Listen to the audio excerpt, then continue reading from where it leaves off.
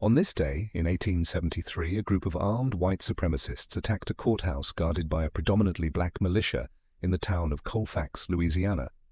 A bloodbath ensued as the militia surrendered, and the white supremacists began a day-long campaign of terror known as the Colfax Massacre. In the years following the American Civil War, a number of freed slaves and white candidates who supported racial equality were elected to office across the South. This move deeply angered other white Southerners who were bitter about their defeat in the Civil War and wanted to reinstate white supremacy into law.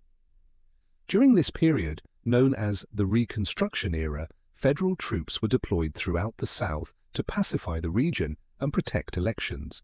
The Enforcement Acts of 1870 and 1871 prohibited people from gathering for the purpose of disrupting elections and gave the federal government the power to use the military to protect African Americans and their newly granted constitutional rights.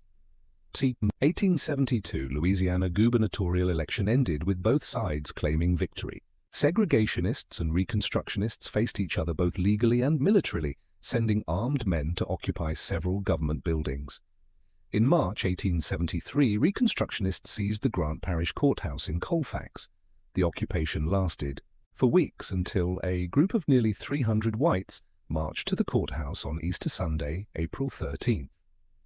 The two sides exchanged gunfire, but about 60 militiamen defending the courthouse surrendered after white supremacists aimed cannons at the building. The battle, however, was only the prelude to a bloody Sunday.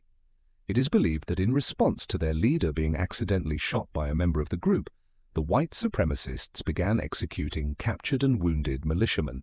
They then stormed the town, killing indiscriminately the black residents of Colfax.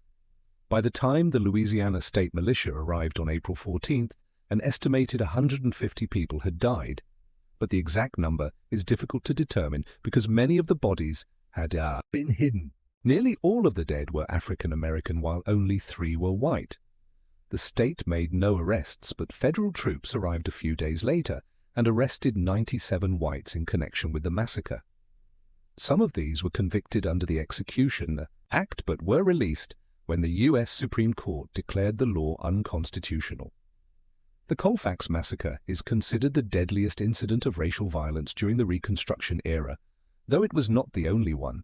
Faced with a still powerful racist force willing to use violence to thwart Reconstruction, the project of racial equality in the South collapsed in the late 1870s and was abandoned in 1880, paving the way for the Jim Crow era.